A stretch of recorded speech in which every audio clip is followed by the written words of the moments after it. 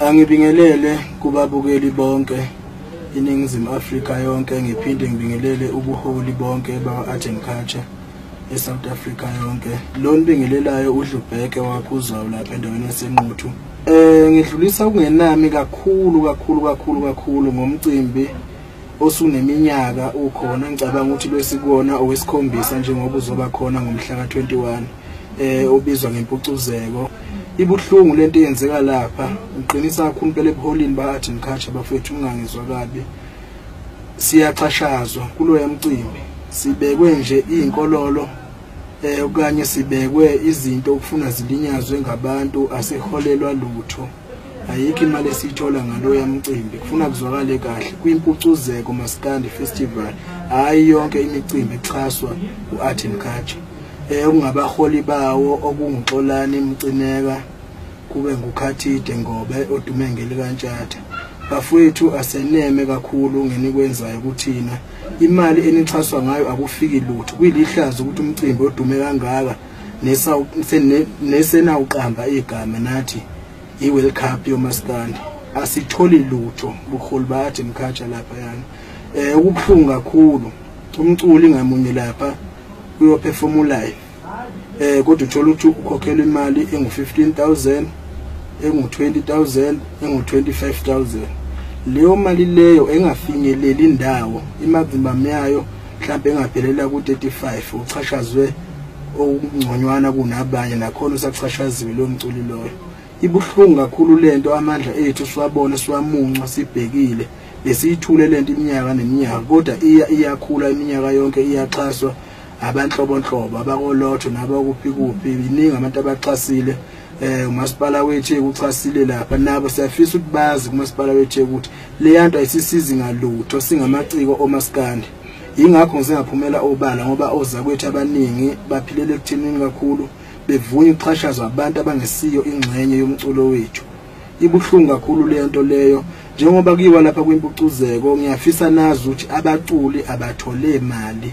Ibuhlungu ngazi into ebuhlungu kakhulu kuklenywa imali ezinkulu kakhulu ku-Art and Culture ezingafinyelela ko-7 million, kodwa usizi nenhlupheko ekhona kuyimali eyabaculi sesisonke sisemcimbini ayifiki ngisho ku-700,000, kodwa kuthiwa kuyosizwa uMaskandi makuthathwa imali kwi-government yethu.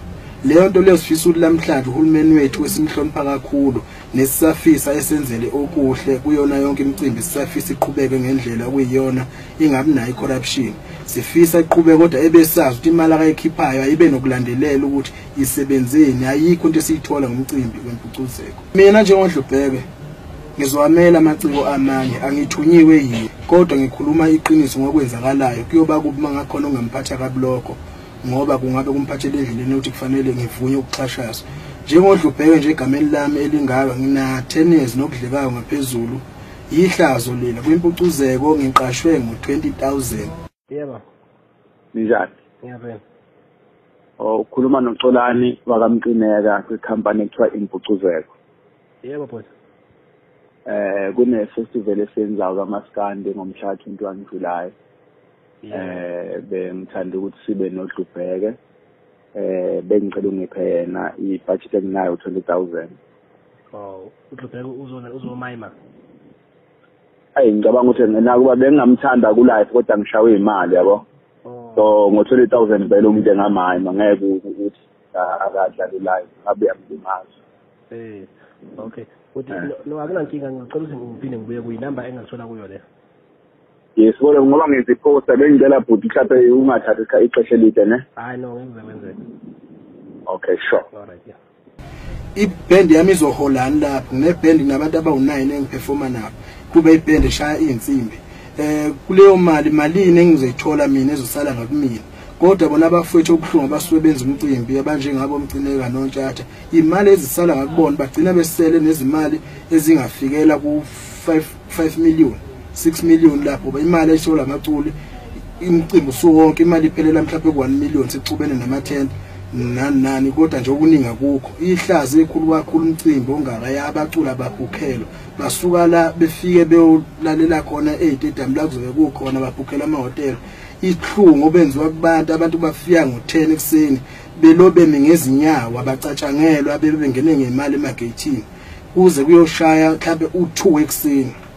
Siyabazwela abantu bayasithenga akunandaba ukuthi umuntu ulandela abani ulandela umculo amthandayo ngendawo la kodwa abantu laba bayasafa basithenga siyabafisa kusasa abese ukuchashazwa abantu bekhishisa imali beyomiswa ngenyawo kuze kuse ekseni umuntu eminyawo. Imicimbi enjengo MTN Maskandi iyona imicimbi esenelisayo ngesenze ngekwenza ukuthina ungaba yilokho nalokho kodwa ibona abantu abasasikhokhela imali ngendlela esibuka ukuthi ayisiyenela.